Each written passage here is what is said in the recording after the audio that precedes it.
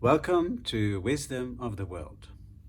Today I'm going to tell a story about jealousy from India, from the Kannada speaking part of India, so central India. And it's called A Flowering Tree.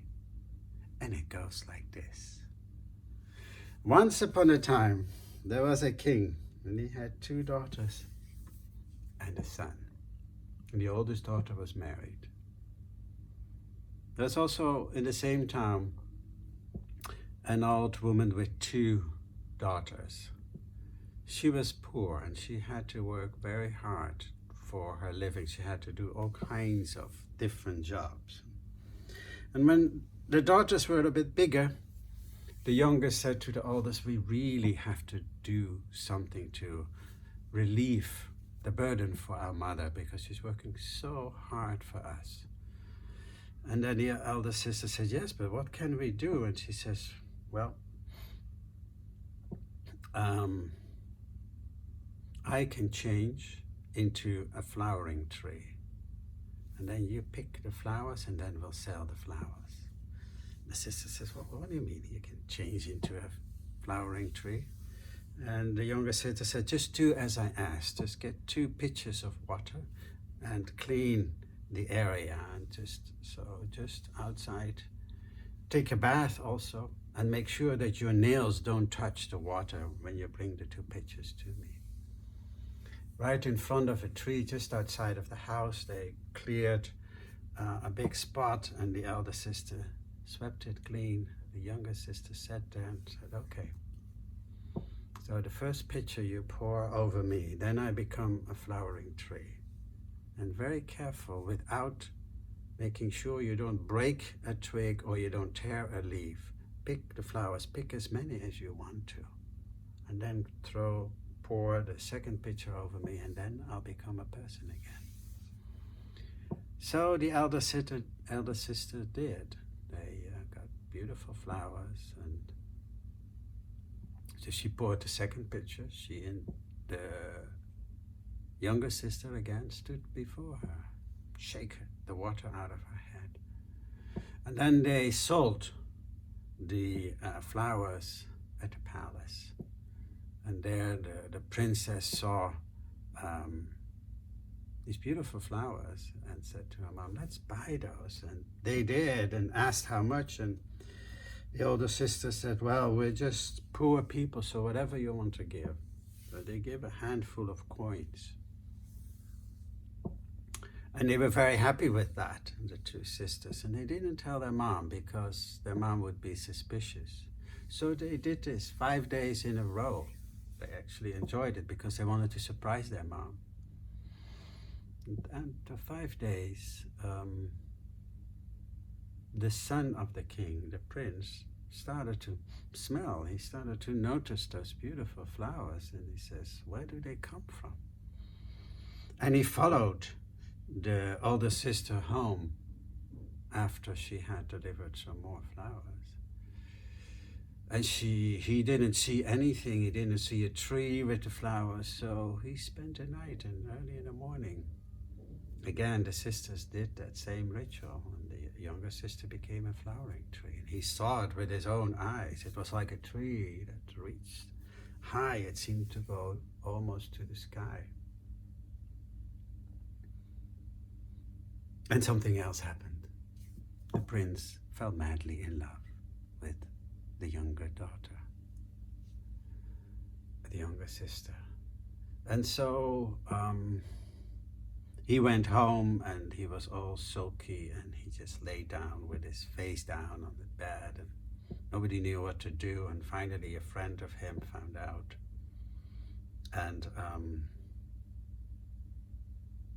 so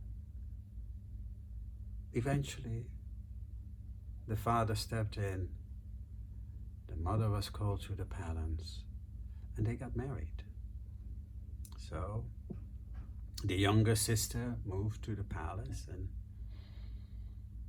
even a separate home.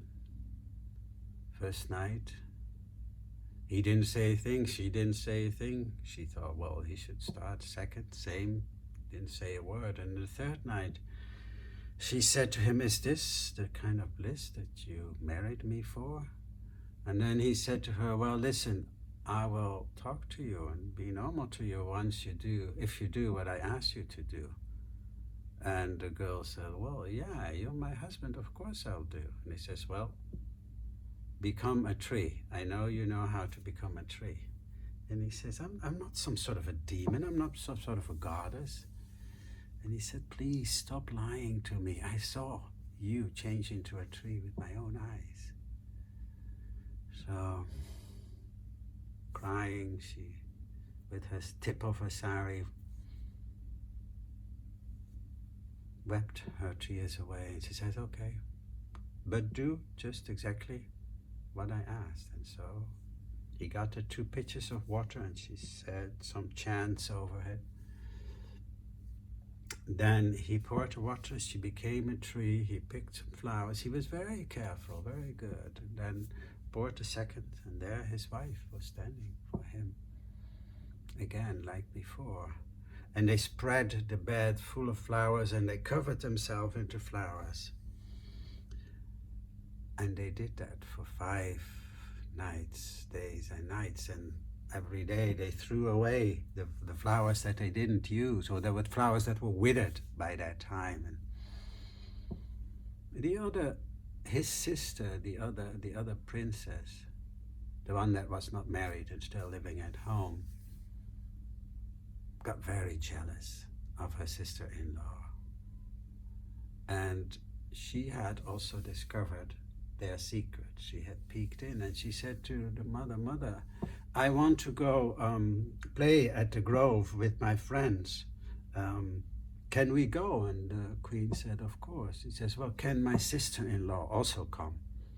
And she said, "Well, that you have to ask her husband." And he came walking in, and he said, "Well, no, that's up to the queen and also to herself." Anyhow, the sister-in-law, the youngest daughter, agreed to go, and as soon as they were all playing with their swings from a big tree, the jealous sister basically stopped everything and said, "Now my sister-in-law will become a tree, and you can all pick the flowers and put them in your hair and be beautiful." And again, the sister-in-law said, "Well, what do you think I am? I'm just sort of a demon?" And the jealous sister said to her, "Well, you just don't want to do it in front of us. You only do this with your lovers?" Or anyhow, she made her feel bad, and in the end she agreed to become a tree. So she became a tree. She gave the same instructions to the jealous sister and her friends, but they didn't really listen. They threw a bit of water over her, so she became only half a tree. And then it started to rain, and they all wanted to get home.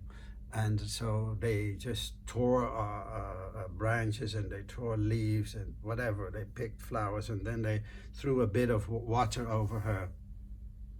And so she did become a human again, but only half. She had no hand, no feet, and only half a body. And they just left her there.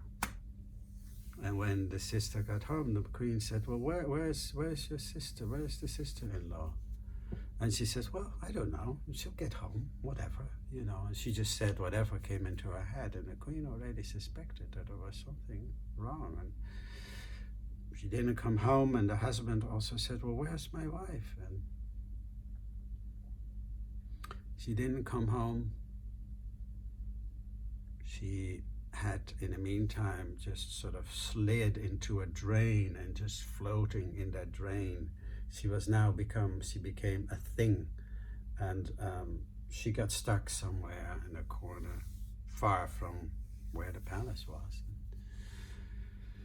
The next morning, somebody saw her and took pity on her and took her in his cart, and actually drove her to the closest town and put her there somewhere where she would be noticed. And she said, somebody will find you and will feed you and take care of you.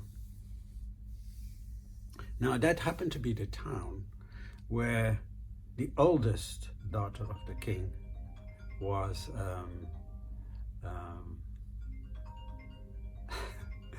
the oldest daughter of the king was married, and her servants, on our way to the home of that older sister, noticed her and said, God, she really looks, because she still had her beautiful face, but for the rest she was not much. And so they told the sister about it, and she said, oh, well, no, this can't be true. And then they said, well, look here. And they had it's one of those glasses you can see far away. She says, yeah, that really looks like her. Bring her here. And so they took care of her. And in the meantime, the husband had just given up. He waited for 5 days, 1 week, 2 weeks, 1 month. His wife still hadn't come home. So he set off. He couldn't find her, and he sort of became a wanderer. And after a couple of months, he came back also to that the home of his elder sister. And he just sat there, and the servant said, isn't that the brother, of our queen? For them, she was a queen. And again, they asked the queen, they said, there's somebody who looks like your brother, and he had a big beard, totally unrecognizable. So she said, well, bring him in. And so she took care of him, and she cleaned him up and fed him good, but he wouldn't say a word. They knew they were brother and sister, but he wouldn't say a word. She was trying to take care of him, and she even sent into his bedroom beautiful girls every night, 7 girls, 7 nights. He wouldn't touch anybody. And then finally, the servants put his wife, the thing, on his bed, and in the night she tried to, with her stumps, she tried to massage his feet, and she sort of groaned a bit, and he looked at her, and then he saw that is his wife. And all of a sudden she could speak again, and so she told him the whole story. And he said, so what do we do now? And she said, well, let's just try. Again, get me 2 pitchers of water. Make sure you don't touch the water. Make everything clean. And then let's try. And now, when I become a tree, every twig that is broken, you must fix it. Every leaf that is torn, you must try to repair it. And so the husband poured over the pitcher of water, and she became a tree again. But many of the leaves were torn and the twigs were broken. So he carefully patched up everything. And then again he poured water over the tree. And there, in front of him, totally whole as before, stood his wife. And he was so happy. And so she immediately also went to the elder sister, whose home they were staying at, and thanked her, and everybody was happy. And she stayed there they both stayed there for several weeks, and then finally went also home to the father. And the father welcomed them, paraded them through the whole town, and they told the story to the father and his wife. And everybody celebrated, but the jealous sister was severely punished. So why am I telling you this story? In Vietnam there's an expression that says, all chilies are hot and all women are jealous. I said, that may be so, but I think men also get jealous. And you know, and you can see from the story, the jealousy can have fatal consequences. So maybe next time when you feel that emotion of jealousy coming up, just try to be happy for the other person. Rejoice in what they have. In that way, their happiness becomes your happiness. Thank you.